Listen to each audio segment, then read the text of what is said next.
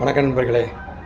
இன்றைக்கி நாங்கள் சொல்ல போகிற விஷயம் என்ன அப்படின்னா, நம்ம வாழ்நாள் எவ்வளோ சம்பாதிப்போம், எவ்வளோ செலவழிப்போம். அதே நேரத்தில் நம்ம ஒரு பொருள் வாங்கணும்னு ஆசைப்படுவோம்.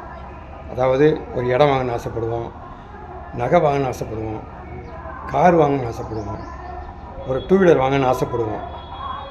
அப்போ இது போல் எவ்வளவோ பொருள் வாங்கணும்னு ஆசைப்படுவோம். ஆனால் சில பேர் குணம் என்னென்னா, இந்த பொருள் வாங்குறதுக்கு முன்னாடி நம்ம உறவுகள்கிட்ட சொன்னால் என்ன அப்படின்னு சொல்லி உறவுக்காரங்களை புறம் சொல்லி, இந்த கார் வாங்க போகிறேன், இந்த வண்டி வாங்க போகிறேன், இங்கே இடம் வாங்க போகிறேன் அப்படின்னு சொல்லுவாங்க. ஆனால் ஒன்று தெரிஞ்சுக்குங்க, இந்த உறவுகள்கிட்ட சொல்கிறதே விட்டுருங்க. எல்லா உறவுகளும் ஒரே மாதிரி இருக்க மாட்டாங்க உங்களுக்கு. ஏன்னா அப்படி நிறையா உறவுகளுக்கு உங்கள் முன்னேற்றம் பிடிக்காது.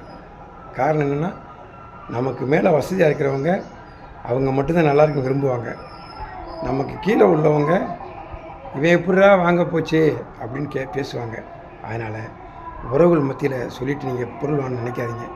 பொருளாக வாங்கினதுக்கப்புறம் உறவுகள்கிட்ட காமிங்க, பெருமையாக காமிங்க. ஏன்னா அந்த பெருமை உங்களுக்கு மட்டும்தான் தெரியும். அந்த பெருமைக்கு உரியவர் நீங்கள் தான்றது உங்களுக்கு அப்போ தான் தெரியும். அதனால் இந்த வீடியோ உங்களுக்கு பிடிச்சிருந்துச்சின்னா சப்ஸ்கிரைப் பண்ணுங்கள், லைக் பண்ணுங்கள், ஷேர் பண்ணுங்கள். வணக்கம் நண்பர்களே.